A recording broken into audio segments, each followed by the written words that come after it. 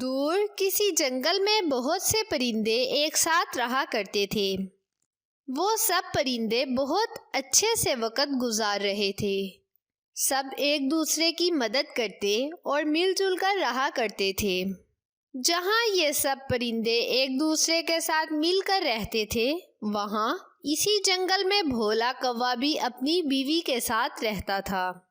بھولا کوا بہت سیدھا اور نیک پرندہ تھا، جبکہ اس کی بیوی بہت لڑاکا اور مکار تھی۔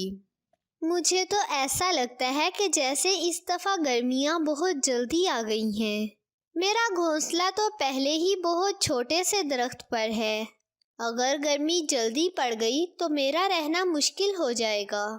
مجھے اپنا گھونسلہ کسی بڑے درخت پر بنانا چاہیے تاکہ میں گرمی سے محفوظ رہوں۔ مجھے بھولے کوے کے پاس جانا چاہیے۔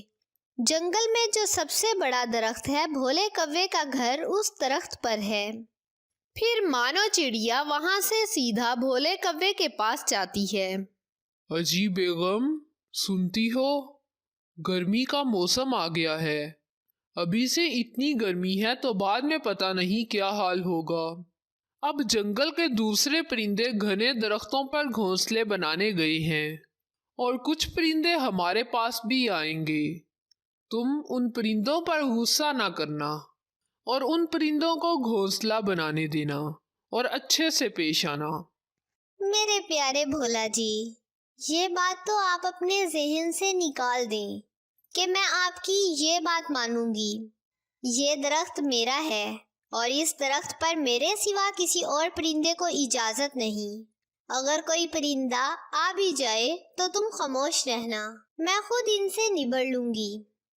بھولا کوا اپنی بیوی کی باتیں سن کر خاموش ہو جاتا ہے۔ اب تو گرمی کافی حد تک بڑھ چکی ہے۔ مجھے لگتا ہے کہ مجھے آج بھولے کوے کے پاس جانا چاہیے اور ان سے اجازت لے کر میں اپنا گھونسلہ بھی کسی سایہ دار درخت میں بنا لوں۔ پھر مانو چڑیا وہاں سے اڑتی ہے اور سیدھا بھولے کوے کے پاس پہنچتی ہے۔ بھولا کوا اور اس کی بیوی اپنے گھونسلے کے باہر بیٹھے مل جاتے ہیں۔ بھولے بھائی، میں آپ کے پاس ایک کام آئی ہوں۔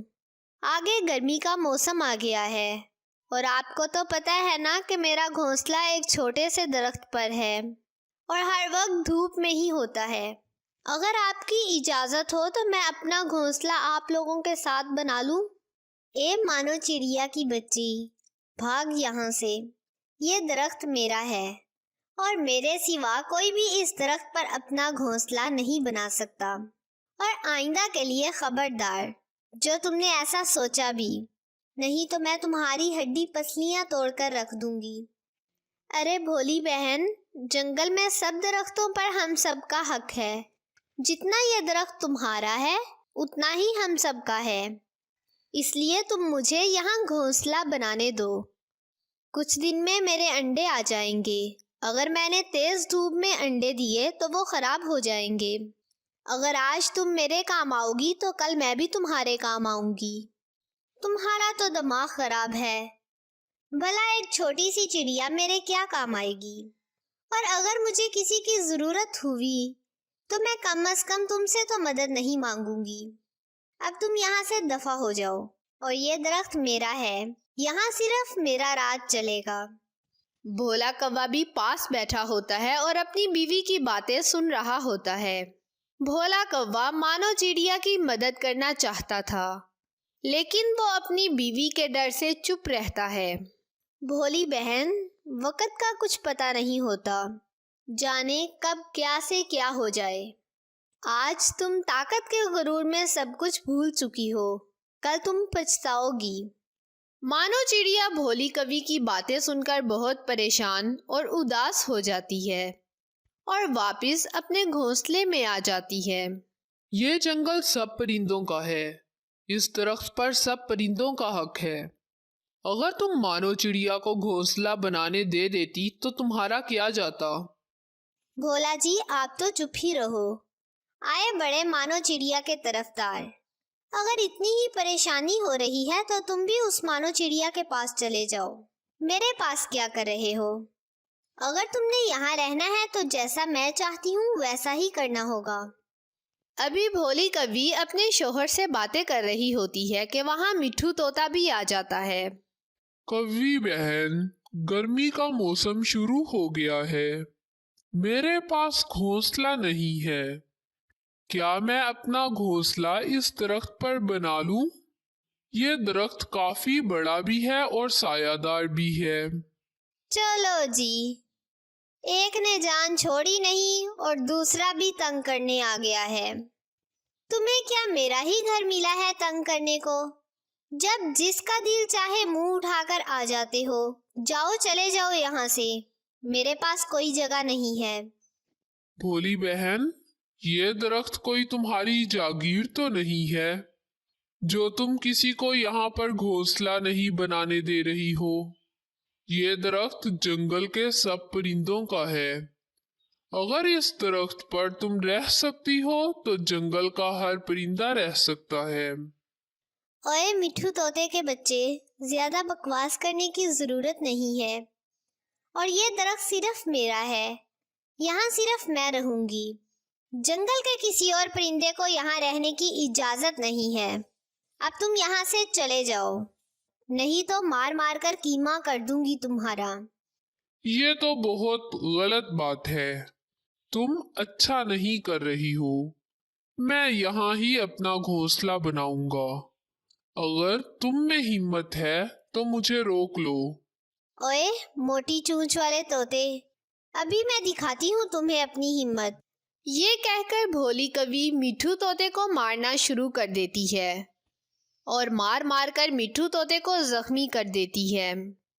بھولی، تم نے اچھا نہیں کیا، اور ایک بات یاد رکھنا، میں تم سے اپنے زخموں کا بدلہ ضرور لوں گا۔ یہ کہہ کر مٹھو طوطا وہاں سے چلا جاتا ہے اور جنگل کے دوسرے پرندوں کو اکٹھا کرتا ہے۔ مجھے بھولی کوی نے مارا ہے، میں نے تو اس کو اتنا ہی کہا تھا کہ مجھے بھی اس درخت پر گھونسلہ بنانے دو، کیا ہمارا اس درخت پر کوئی حق نہیں ہے؟ میں بھی گئی تھی بھولی کوی کے پاس، لیکن اس نے مجھے بھی گھونسلہ بنانے نہیں دیا، اور اب گرمی بہت زیادہ ہو گئی ہے، یہاں رہنا بہت مشکل ہو گیا ہے۔ اب ہم اس جنگل میں نہیں رہ سکتے، اگر انہی گھونسلوں میں رہے تو گرمی سے سب مر جائیں گے۔ میں ایک کبوتر کو جانتا ہوں، اس کے جنگل میں بہت سے سایہ دار درخت ہیں اور گرمی بھی زیادہ نہیں ہوتی۔ اگر ہمیں اس جنگل میں گھونسلہ بنانے کی اجازت مل جائے تو ہم گرمی کا موسم بہت مزے سے گزاریں گے۔ پھر وہ سب پرندے اکٹھے ہو کر کبوتر کے دوست کے جنگل میں چلے جاتے ہیں۔ ہم دوسرے جنگل سے آئے ہیں اور ہمارے جنگل میں کوئی سایہ دار درخت نہیں ہے جہاں ہم اپنا گھونسلہ بنا سکیں۔ کیا ہم سب پرندے آپ کے جنگل میں گھونسلہ بنا سکتے ہیں؟ ارے کبوتر بھائی، کیسی باتیں کرتے ہو؟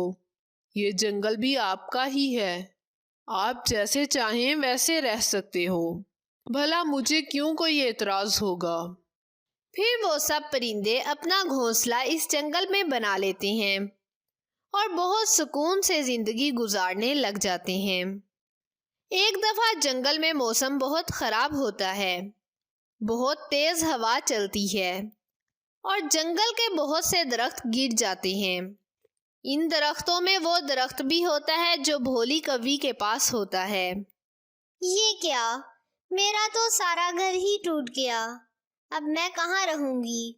اس جنگل میں تو اور کوئی بھی ایسا درخت نہیں جہاں میں خود کو گرمی سے بچا سکوں۔ یہ سب تمہارے کرتوت کی سزا ہے، اگر تم دوسرے پرندوں کو یہاں گھونسلہ بنانے دیتی تو آج تمہارے ساتھ ایسا نہ ہوتا۔ اب تمہیں پتہ چلا کہ اچانک سے گھر کھو دینے کا دکھ کیا ہوتا ہے۔ نہ تم دوسرے پرندوں پر ظلم کرتی اور نہ ہی آج تمہارے ساتھ ایسا ظلم ہوتا۔ بھولی کوی اپنے کیے پر بہت زیادہ شرمندہ ہوتی ہے، لیکن اب اس کے پاس سوائے شرمندگی کے کچھ نہ بچا تھا۔